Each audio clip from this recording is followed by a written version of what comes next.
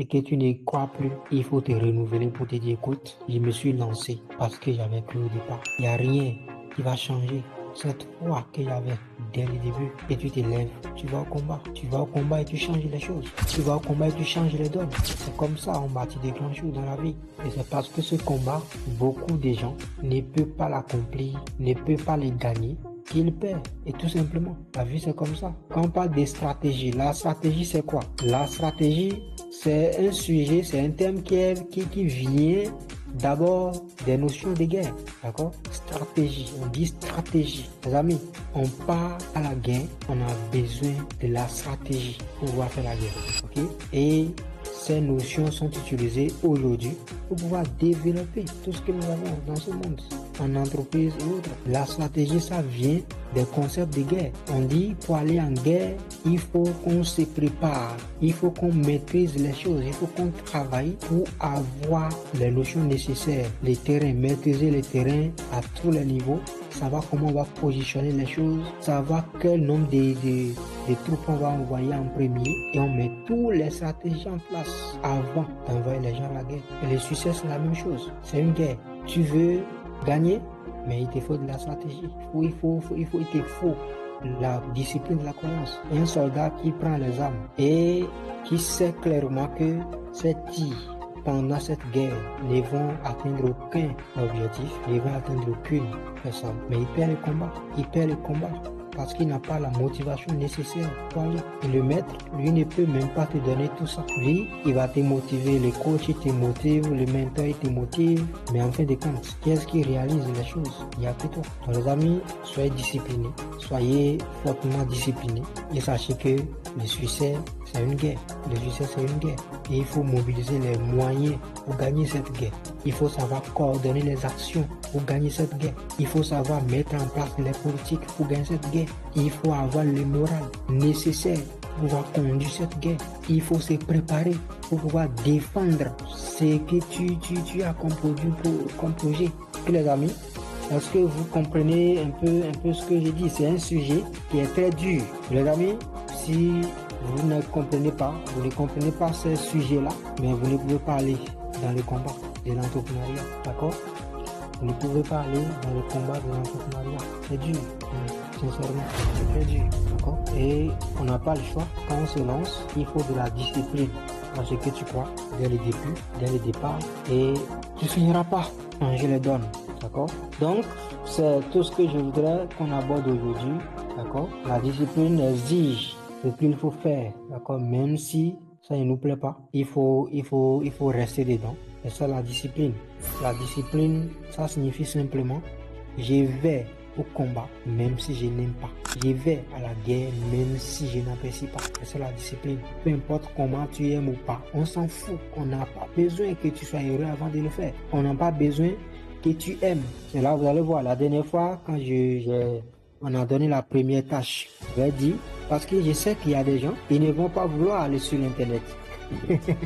Ils ne vont pas vouloir commencer à créer des comptes Facebook, mettre les profils professionnels pour commencer à communiquer. Parce que quoi? Ils n'étaient pas encore dedans. Et en conséquence, la première information que le cerveau ramène, c'est de te dire quoi? Mais attends, toi, tu ne sais pas que l'Internet est maintenant populaire. Toi, tu vas t'amener sur l'Internet. Le cerveau commence à te bombarder de tout. C'est pourquoi dans le message, la dernière fois, j'ai dit clairement, il ne s'agit pas d'aimer avant de faire. Non, non, non, non. On n'a pas besoin d'amour ici, les amis. Il ne s'agit pas d'aimer avant d'aller réussir. Le succès n'aime pas que tu aimes quelque chose. Le succès veut que tu crois et que tu te mets en action et que tu sais que c'est le combat réel et que tu mets le combat et tu réussis et c'est fini. C'est ce que le succès lui cherche tout simplement. Il ne veut pas savoir que tu aimes ou bien si ça te plaît. Non, ton cerveau lui va vouloir toujours chercher la zone de confort, là où c'est facile. Et l'homme, l'être humain, lorsqu'il a le choix, il va toujours faire ce qui est mauvais. C'est pourquoi souvent, le leader ne doit pas laisser le choix à qui que ce soit. Il donne et il applique. Il donne, il applique. Il donne, il applique. Donc, c'est ça la discipline. La discipline exige que tu aimes ou pas, que ça te plaise ou pas. Les amis, on va quand même. D'accord? Et un dirigeant ne doit pas faire confiance aux émotions. Lorsque tes émotions commencent à te parler, rassure-toi que des fois, la grande majorité des temps, tes émotions vont pas te mentir. D'accord? Tu ne peux pas ressentir ton avenir. Nous sommes dans les projets Lidisp. Tu ne peux pas ressentir l'avenir de ces projets. Mais quand même, tu peux croire en la vision et en ces stratégies qui sont en train de se mettre en place. C'est comme ça un leader se comporte et il arrive à concrétiser des grandes choses. Et moi, je veux quand même le croire. Et je reste dans cette discipline des croyances pour que demain, je puisse me rappeler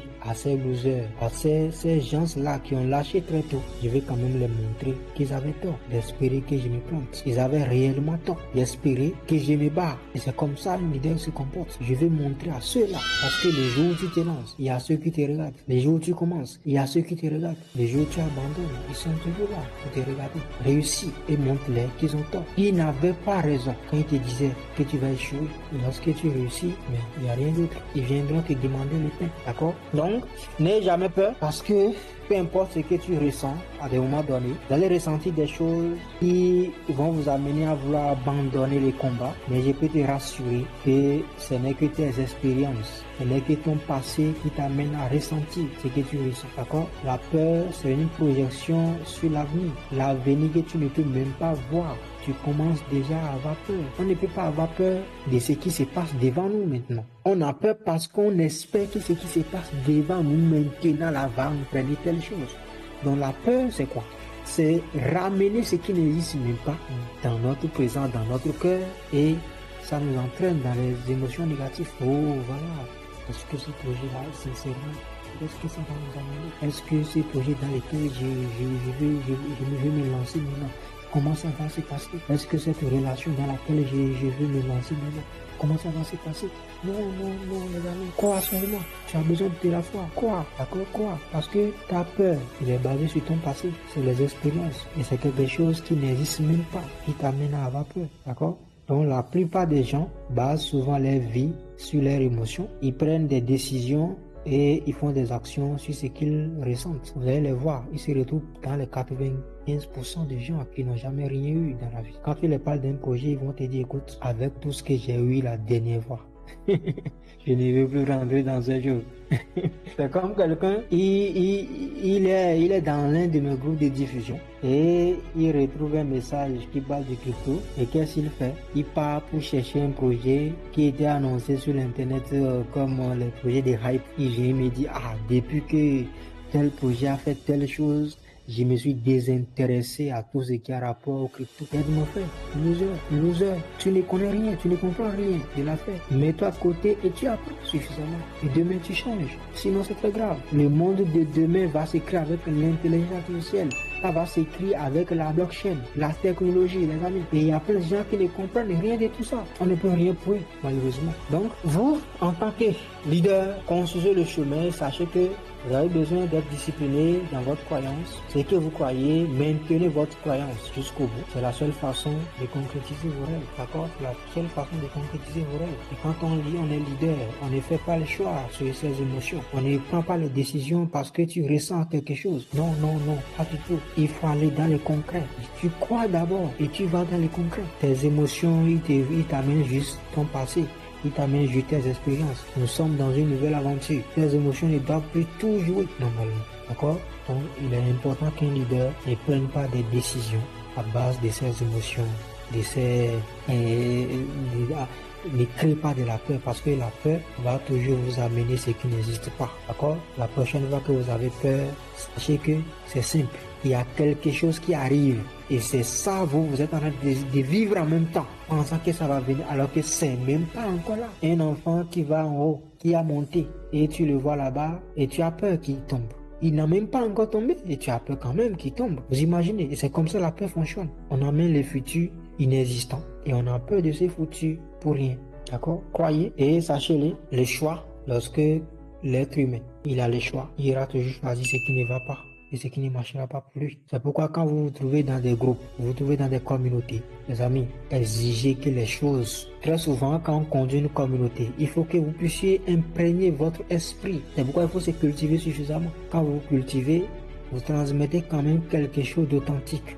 Quelque chose qui permet aux gens de vous suivre jusqu'au bout. Quelque chose qui vous amène quand même À savoir que ce que vous transmettez, ça peut créer des milliers de gens à succès de cette façon. Donc, le leader impose la vision, il impose les décisions, il impose les mouvements. Quand on prend le général, quand il est le général de l'armée, quand il conduit les troupes, quand il conduit le camp, il donne des ordres et on les exécute. Et dans les chats, même c'est dit comme ça. Quand comment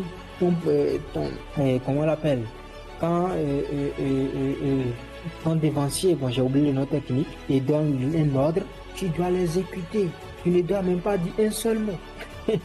C'est ça le leadership. Parce que le succès, c'est la guerre. Rien d'autre, les amis. On fait comme les militaires simplement. Sauf que c'est la politique, elle est différente, tout simplement. Sinon, c'est la guerre. On va à la guerre, on cherche, et puis on a les résultats.